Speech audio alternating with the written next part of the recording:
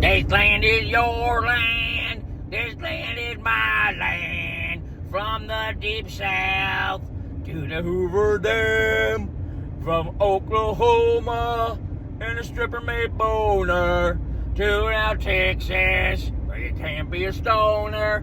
Hey, how you doing? It's Happy Hump Day. Yeah, that was a little bit of a This Land Is Your Land, an anti-American ballad written by the great Woody Guthrie in the 1930s and 40s.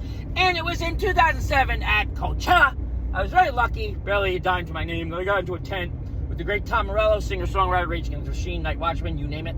And Perry Farrell, one of the smartest guys, nicest guys I ever met, the lead singer of Jane's Addiction. And I got to see Perry perform the real This Land Is Your Land with its anti-American lyrics that were banned in the 30s, 40s, whatever. And I don't think it had been sung for decades before. I doubt it's been sung sitting. Maybe it has been sung. I don't get to see Tom Morello play all the time. But it was just a very huge moment that, you know, stuff I had heard about in the past became the present. Oh yeah, I heard that there were banned lyrics from this, and Springsteen had talked about in his live box set, available on cassette and CD in 1985-86. But, you know, the bottom line is, everything about This Land Is Your Land and its anti-American commentary on hypocrisy, racism, bigotry, it's all still going on today. And as I crossed this country for the last 2 weeks, I've seen lots of great people, lots of nice people. There's more nice people than I ever expected to encounter in the South, the West, and Midwest. But for the most part, it's a big, vast, empty, white trash celebration of land, untouched by any human beings for thousands of miles. And, you know, we're in this moment where the Madleen, this raft, this flotilla with Greta Thunberg and the Game of Thrones star minus dragons, because he definitely needs the dragons to fight off the drones that burned it last night, while the world watched as it's doing more and more when acts of war crimes are caught. All reflective of our inhumanity, which again, you see reminders of going across this country. And as a historian, who I am, human being, activist, who cares? But, you know, it's just like, pisses me off about this country is that you go for thousands of miles, you see some kind of like hotel museum to this Native American that we killed or raped, and this African American that we killed or raped or was enslaved. And it's just the hypocrisy is so sickening. And, you know, maybe that's upsetting for people to hear, but that is the truth. Like, it wasn't one, it wasn't 100. There's thousands of crimes committed by this country against the Native Americans, African Americans, Mexicans, Latinos, Spanish, and that's how we settled it. And the sad, infuriating part of it all is that today, in my 10th time driving across this country in 18 years, nothing's changed in that. This country is one great big empty thing. There's nothing in it. And you've seen some of my videos of the West. It's beautiful, it's incredible, mesas and prairies and deserts. But for the most part, you go a couple hundred miles in this country and you'll find a one-horse town with a rest stop. And it's a truck stop where the truckers can pull in, get head from a prostitute, kill her, put her in the dumpster, and have one of the many colon buster McCancer cafes available for them in that truck stop. Now, if you're lucky, you keep going, you time it all. A lot of times you don't time it right. You gotta pee. No, I'm feeling good. I can keep going.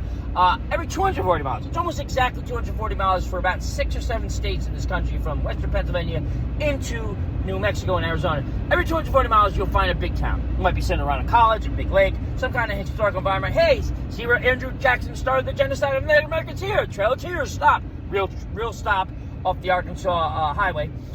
Every 240 miles, you'll see a bigger town with much more chains. And it might be some of the northeastern American chains, or it might be just Crystal and Del Taco and Kane and Mr. Cracker Barrel. We're gonna go to the Golden Corral. Let's go to the Golden Corral. I'm not fat enough, and then there's my dogger. And you just see, it's just the diet of America is so sickening as it is. And also, America doesn't run on Dunkin'. I've said this 1,000 times, but this is a fact. Kentucky, Tennessee, Arkansas,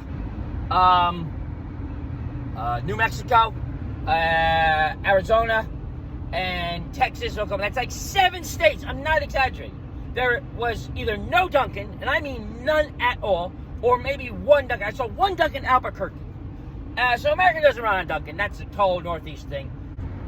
It's thousands of miles in this country that's wide open, untouched, rivers, whatever. And this lunacy of drilling our parks is so disgusting in every way. But even if you were to develop a little bit of this country for the sake of refugees and make it something better than McShit or a gas station being there, you still have thousands of miles available for ecological preserves.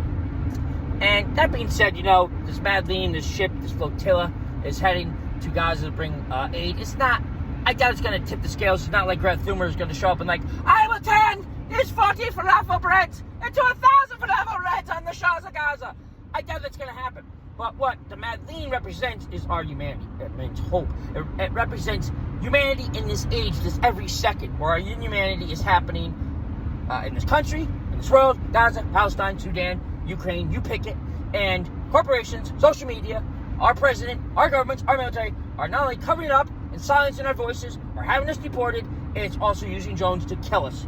And I think this is one of the most sickening days in my life, I think, in which I feel useless, because I'm just me, is that to know that we can now film ourselves doing something valiant, maybe it's just a gesture, and we can also film ourselves being attacked by a drone and having our boat set on fire, and nobody does anything about it. And in this, I think we are on the raft to Medusa. The Madleen is our raft to Medusa. And what's the raft to Medusa, you say?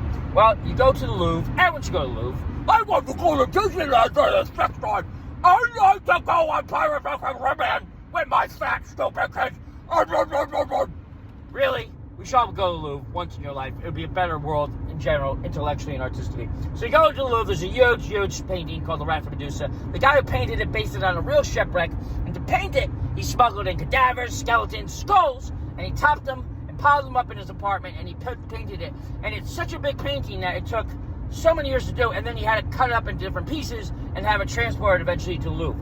And that's what I feel like we're all on, is that this Madleen is the Raft of Medusa for any of us who have heart and souls and intellect that is not one of the millions of narcissists, sociopaths, psychopaths, just posting bullshit for themselves, totally insensitive to the rest of the world suffering. And this Madleen is our Raft of Medusa, and I really hope it makes it to Gaza, and if something happens to it, then there better be justice.